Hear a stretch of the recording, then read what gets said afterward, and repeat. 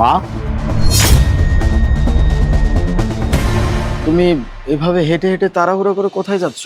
আচ্ছা ঠিক আছে, তুমি রিকশায় ওঠো, আমি তোমাকে পৌঁছায় দিচ্ছি। আমি তোর সাথে কোথাও যাব না, তুই এখান থেকে যা। মা, আমি জানি যে আমার প্রতি তোমার কোনো মায়া নেই, তাই বলে আমার তোমার প্রতি কি কোনো মায়া নাই? এভাবে তুমি হেঁটে হেঁটে যাচ্ছ, আমার নিজেরই তো খারাপ লাগতেছে। তুমি রিকশায় ওঠো, আমি তোমাকে নিয়ে যাচ্ছি। বললাম না আমি তোর সাথে যাব না, মরে গেলেও তোর সাথে যাব না। হ্যাঁ, তোর প্রতি আমার কোনো দয়া ময়া নেই, যা এখান থেকে। মা, আমার কি মনে হয় জানো, পৃথিবীতে তুমিই একমাত্র মা যে তার সন্তানের সাথে এমন আচরণ করতেছে। যাই হোক, মাত্র 10-20 টাকার জন্য তুমি আমাকে রিকশা চালাতে দিছো মা। তুই এটারই প্রাপ্য, আরে তোর কর্মফল তোর ভোগ করতেই হবে। তোমার আচরণ দেখে কি মনে হচ্ছে জানো মা? আমি তোমার সন্তান, আমি তোমার কোনো সৎ ছেলে। আরে আলিফ, এই কি অবস্থা তোর? বিএমডব্লিউ তে ঘোরা ছেলেটার অবস্থা আজকে রিক্সা চালক। হ্যাঁ রে ভাই, বিএমডব্লিউ গাড়িতে চড়া ছেলেটা আজকে রিকশা চালাইতেছে। এমন অবস্থা হবে না? যদি মায়ের আচার আচরণ এরকম হয় তাহলে সেই ছেলের তো এমনই হবে। যাই হোক, তোর কপালটা অনেক ভালো, তোর বাবা মা অনেক ভালো। আরে কি বলতেছিস এইসব? তোর কথা তো আমি কিছুই বুঝতেছি না। বুঝতে পারতেছিস না? এক কাজ কর, মাকে জিজ্ঞেস কর, আমার মা তোকে সব বুঝায় বলতে পারবে। আরে আন্টি, কি এমন হয়েছে যে আলিফকে রিক্সা চালাইতে হচ্ছে? আর ও তো আপনার একমাত্র সন্তান, আপনি কি এত টাকা পয়সা নিয়ে কি কবরে যাবেন? চুপ করো তুমি, আসছে একজন আরেকজনের উকিল হয়ে। আমাকে না হয় চুপ করালেন, বাকি মানুষদের কিভাবে চুপ করাবেন? তারাও তো দেখতাছে।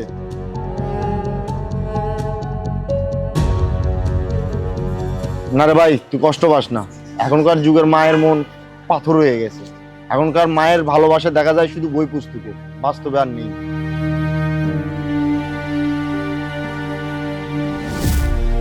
সামনে রাখেন।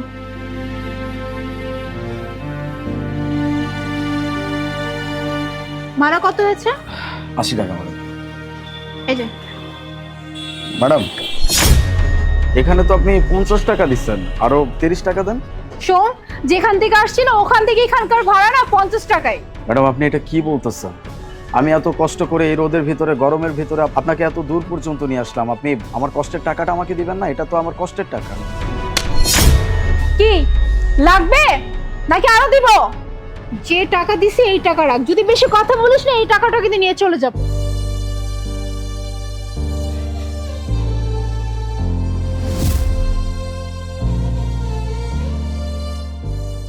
মা। তুই এখানে? হ্যাঁ মা, আমি এখানে। মা, তুমি আমাকে অনেক বুঝাইছো, আমি তোমার কোনো কথাই বুঝি নাই। টাকার মূল্য আজকে আমি হারে হারে টের পাচ্ছি মা। একটা টাকা ইনকাম করার জন্য প্রতিটা মানুষের যে কতটা কষ্ট করতে হয় মা, সেটা আমি খুব ভালো করে বুঝতে পারছি। আমি অহেতুক অনেক টাকা নষ্ট করছি মা, তারপরেও তুমি আমাকে বুঝাইছো। আমি তোমার কোনো কথা শুনি নাই, তোমার সব কথা আমি অমান্য করছি। তুমি আমাকে মাফ করে দাও মা। আজ আমি অনেক খুশি, আমার ছেলের টাকা পয়সা সহায় সম্পত্তির মূল্য বুঝতে পেরেছি। বাবা, অনেক সময় মা বাবার কঠোর হতে হয় তার সন্তানদের শিক্ষা দেওয়ার জন্য। তুই আমাকে ক্ষমা করে দে। না না মা, তুমি কেন আমার কাছে মাপ চাচ্ছ? মাপ তো চাবো আমি, আমি অন্যায় করছি। তুমি এত ভালো একটা শিক্ষা আমাকে দিতে চাইছো, কিন্তু আমি সেই শিক্ষাটা নেই নাই। আমি তোমার সাথে বেয়াদবি করছি, আমি তোমার সাথে তর্ক করছি। তুমি আমাকে মাফ করে দাও মা। যাই হোক, আমি এখন যাই। দাঁড়া, যাই মানে? কোথায় যাচ্ছিস? রিক্সা চালাইতে মা, আজকের পর থেকে আমি আমার নিজের খরচ নিজে চালাবো। না, তোর আর রিক্সা চালাতে হবে না। আরে এই বিষয় সম্পত্তি, টাকা পয়সা, এগুলো কার জন্য? সবই তো তোর জন্য। আজকে পর থেকে তোর আর রিক্সা চালাতে হবে না, তুই এখানে থাকবি, এগুলো রক্ষণা বেরক্ষণা করবি।